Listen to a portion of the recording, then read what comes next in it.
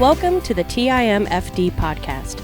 Today is my favorite day is about appreciating every day as it comes, no matter what life throws at us. We hope that this podcast speaks to you, and if it does, please like, share, and comment. Now let's find out why today is our favorite day this week. Well, David, welcome back. Hey.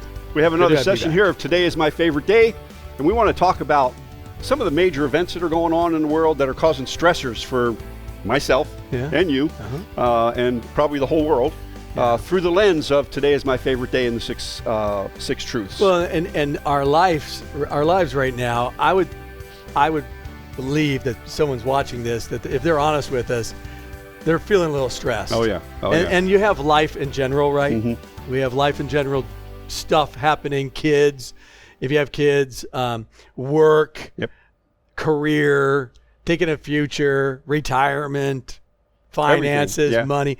But so that's normal stresses. Right. And then you add on some of the things that are going on here. Like I'll just name one, the economy. The economy is not in a good place right now. Right. It's not. And I know you and I have talked about our own budgets have changed drastically. I went from in 2020 having a budget for gas that was around $200 every 2 weeks to now $350 every 2 weeks. I had a budget for food that was around $350. It's now almost $500. Things have changed, and that adds a stress. What about another one for you? Oh, those things definitely we deal with every day at home, you know. And then you have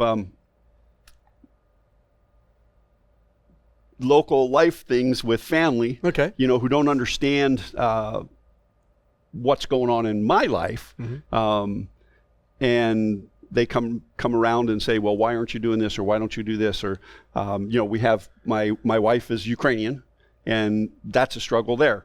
For those of you who don't know what's going on, but with the war. So you guys have all that stress going on too, and people responding. So there's people things, there's family that adds stress, obviously, friends and community and all that kind of stuff. I think the political arena too is really a stressful time now. As we're coming into an election, it seems like every time people get a little more edgy. And this one is no different. We've already seen that with people just in the community in general, seen it on TV with ads, and we see it with our own people within our church and outside, and just go to football games or whatever. You know, people are stressed out. So that's another stressor that adds on to just normal everyday stress. And you know, so many people do not have an outlet with the stress. Okay, they don't take a look at the six truths and say, okay, if I look at why I'm stressed out, what do I have to be thankful for? Well, but we get our eyes off that. We get our eyes off of it, right? I know for me that happens a lot, even though I know the six truths inside and out. Right. Yeah, you wrote them. Yes. And I say them every morning. Right. There are times where just the stress gets too much. For us, another stressor would be the death of our daughter, Rebecca. And because of that, we're still not recovered there. It's going to take a time. Yes. And small things that would normally never affect me become big things when you add on the economy, political issues, family, and then Rebecca, and then and I'm not the only one. You have those. All of us have that. Yeah. And so when we respond those ways, when I responded poorly, give you an example, this last week I responded poorly to it. It's a very simple, almost benign thing that normally I would not respond. I'd kind of look at it and go, whatever, and just move on. But I reacted poorly. And I was wondering, why is this happening? Why am I doing this? You know? And I finally had to stop. And you've had a reaction too, like what's going on in your life. Yeah, we were driving home from visiting my mom. That's right. You went, stroke. We went up there. Your mother is close to dying herself. She is. But we're coming home, and we split it up. We stopped and stayed in Charleston. Had a great deal. But the skid plate. That's right. Fell right off your car. Right off the front of the car. And so I thought I had it back up there. You know, I had 200-mile-an-hour duct tape on it. Sure. And we're in the middle of I-95 in South Carolina. No, we were in Georgia at the time. And out in the middle of nowhere. Okay. And they came off again. Yeah. And so maybe saying that. We called one of the roadside services, and I won't mention their name. 2 hours later, they still hadn't showed up. But that adds some stress to your life. Yeah. But I'm laying on the 90, 95 degree weather, laying on the asphalt, trying to, and you go back to the surgery that I had where I have no control in some areas, and there's no restroom, and it's a drag, and so all that stuff. And then my wife, all she's seeing is I'm laying underneath the car, and here comes the 18-wheelers, like 18 inches away, and she's seeing me splatted all over the place. And she's panicking. She's panicking, and I reacted very badly to her panic. It's like, no, I'm all right. Yeah. And that just didn't work. We did finally get it off and realize that was just another adventure that God had us put us through. And we actually, after that, we went through the next lesson in Louis Giglio's book, Don't Let the Enemy have a seat at your table. I think the biggest thing is to look up, stop and look up. Yep. Mm-hmm. And if I stop, which finally I had to, I was just on a rampage, and I just went, this is ridiculous. And I sat and started going over these truths again. And I talked about them in our last podcast number 30. So this is 31. This is 31. Mm-hmm. And I just would start going, okay, what is going on here? And instead of focusing, well, that person did this, or this is what's going on here, I just went, why am I thankful for today? Right. And the first thing was just, I'm breathing. Yeah. I'm breathing and I'm alive. And so thank you, creator, sustainer, ruler of everything. And that starts slowing me down. Yeah. Right. And then, I'm not alone in this whole thing. I feel like I'm alone because the death makes me feel alone. But I'm not. God is with me. He's omnipresent. He's omniscient. He knows everything about me. And he's omnipotent, gives me the strength to work through this. And I should be able to work through the struggle here by giving it over to him. And when I don't give it over to him, that's the problem. And I think the biggest issue for me is I'm not grasping on to his consistency, and I'm letting the inconsistency of life get a hold of me. Yeah. And then I try to control it. And when I try to control, then it's a problem. that is a problem for all of us when we try to get in there and control and fix things and stuff like that. Really, we get into those bad places, and if we don't stop and we don't just do a real quick check of our spirit, it's going to snowball out. And we're going to hurt people that we shouldn't. We're going to say things that we shouldn't. We're going to do things that we shouldn't. Yeah. And I really... over these last couple of weeks have been kind of trying just because of some physical issues, but I had to make a decision. Am I going to allow the physical issues that I have to control my life? And I had been. Yeah. I had been. And I looked at it. It's easy to do. I with cancer, I did that the first few weeks of my life. Yeah. Yeah. And we don't even realize what kind of a funk we've gotten into. Oh, yeah. Very easy to get into. And we go down the crazy road and stuff like that. And then I went down the crazy road. I went down the crazy road in cancer for a few weeks, and then I went down a crazy road with Rebecca for about 8 weeks. And I'm trying to pull myself out, but I'll go down that road, and that's what happened just this last week. I let all the stuff pile up, and then when I couldn't control a certain situation, I spiraled. Yep. Right? And so I'll admit to that. I spiraled. Okay, how do I keep those spiraling things happening over and over again? And why am I doing that is really the key, right? Right. Yeah, and that we need for the spiral to be shorter and less frequent. But here's the thing. We're human. Yeah. And people tell us, I've been told with the physical things, just get over it. Yeah. So many people are dealing, and it's like, look, folks, don't tell somebody to get over it regardless of what it is they're going through, because we're all different.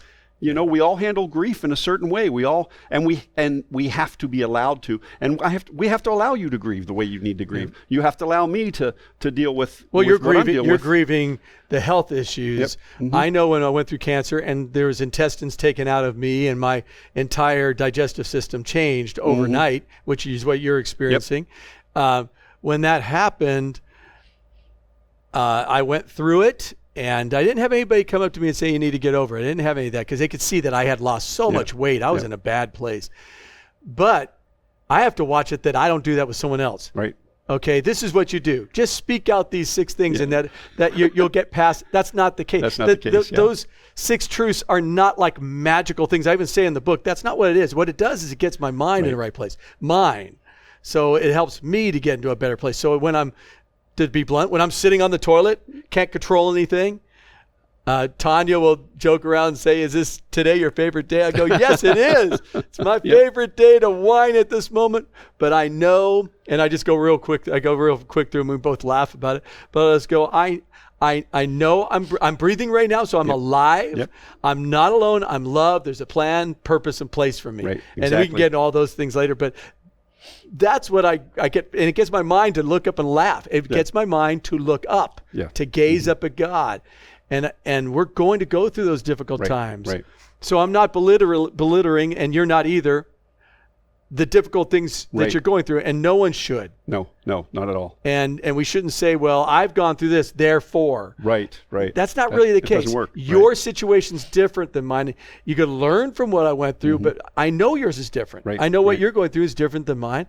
So I can't just sit there and go, well, I did this, this, and this. Yeah. There's a gentleman in our church who's having back issues right now. Younger guy, having major back issues. I went through 2 back surgeries. I know what that's like. Right. I don't know what he's going through. Right. I don't know what his situation is. His is a little different. I couldn't sit. He can't really stand. Oh, wow. So he could sit with no problem, but is standing.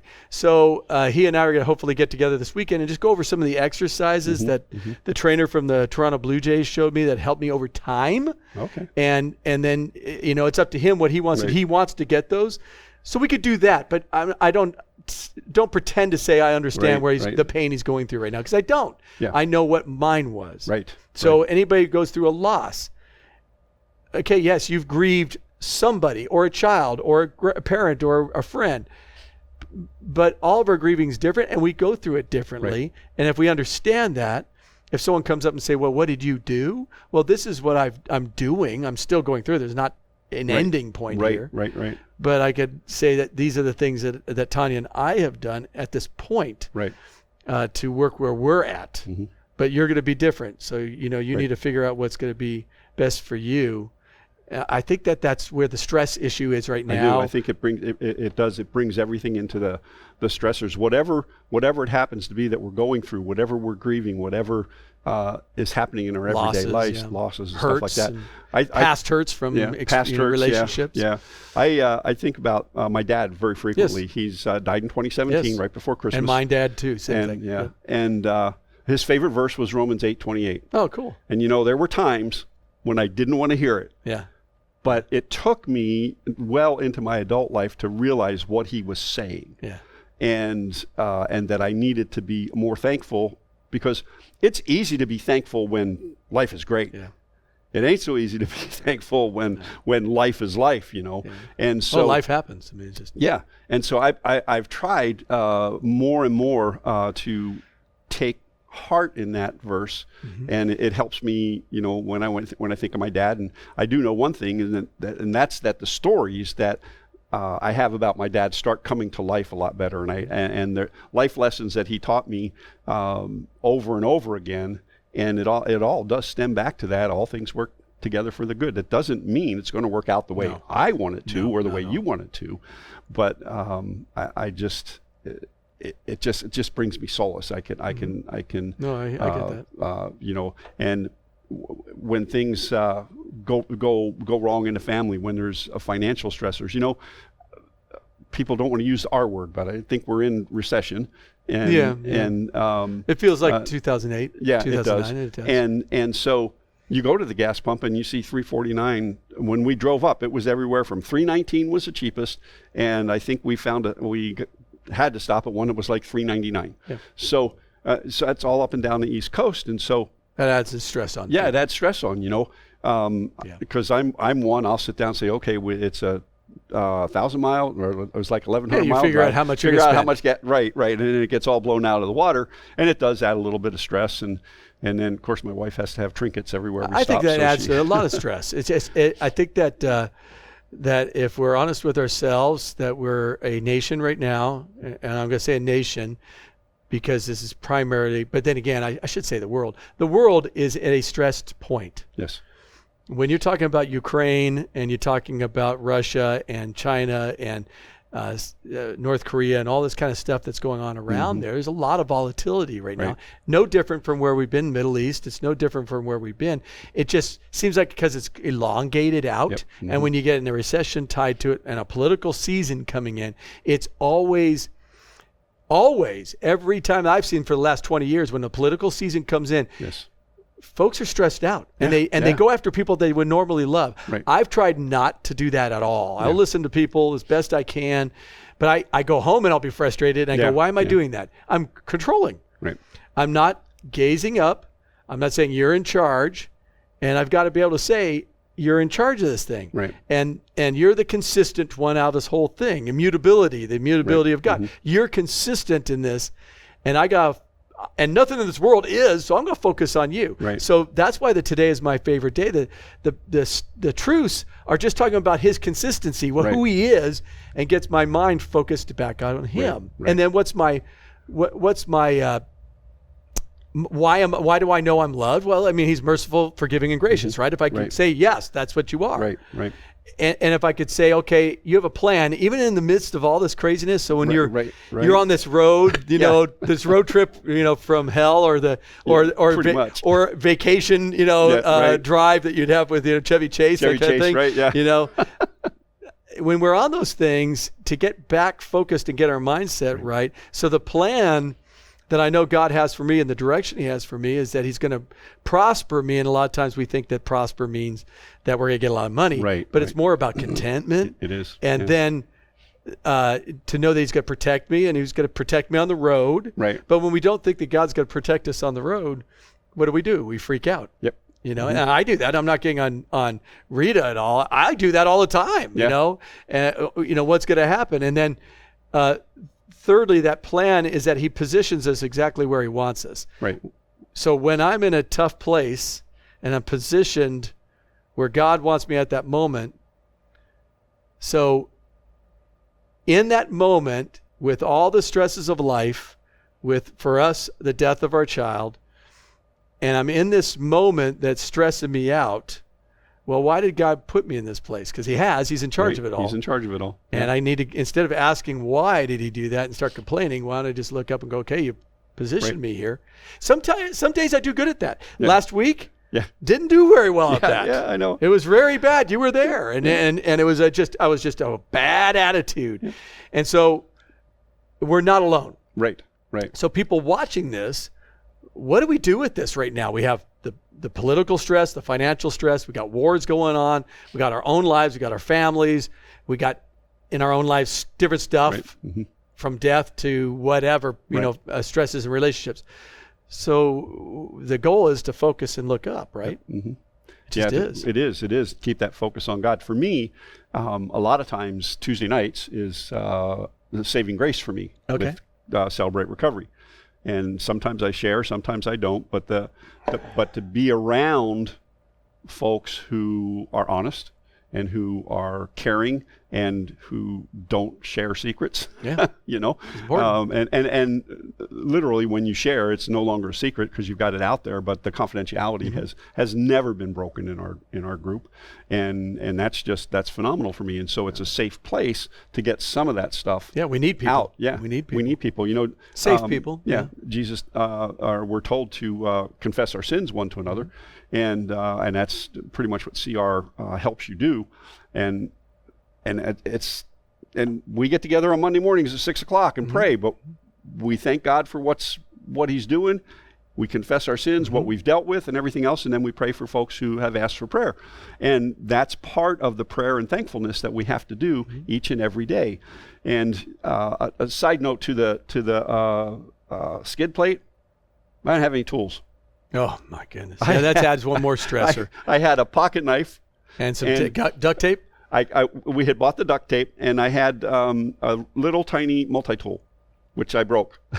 So the added stress, the added stress, and then how we respond, And I didn't respond the best until we got it up, we got it going. I called a good mechanic buddy of mine and said, "Hey, what is this going to hurt?" Nothing. Okay.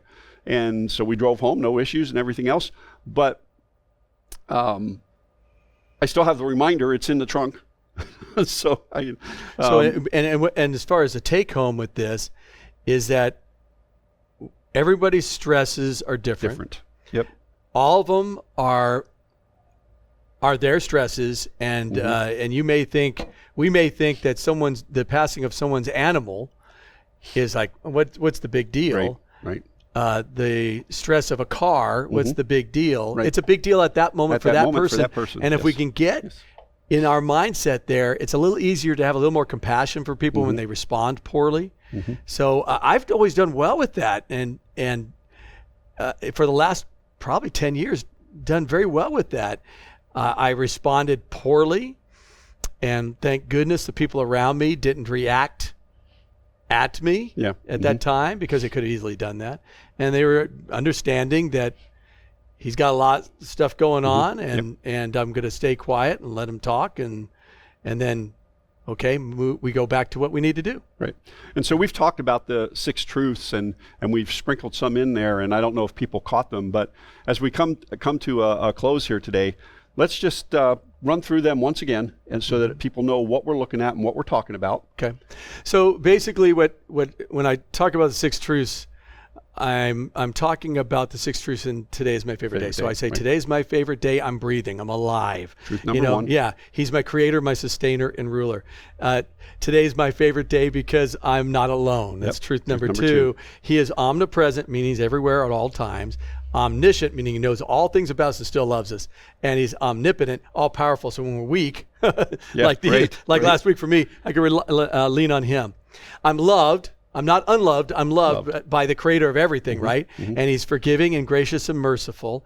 He has a plan, direction for me. So if you feel directionless, that's a very important place to be, where you know that his plan is to prosper you, to protect you. So when you're protect me when I'm in a feel like in a dangerous place, or I feel like I'm in a dark place, he'll protect me in that dark place.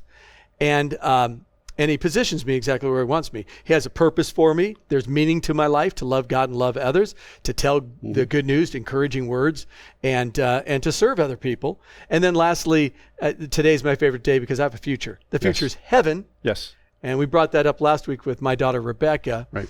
And he produced it, he's prepared it, and he promised it to us. So these are the things I bring up every day for myself. Some days I fail.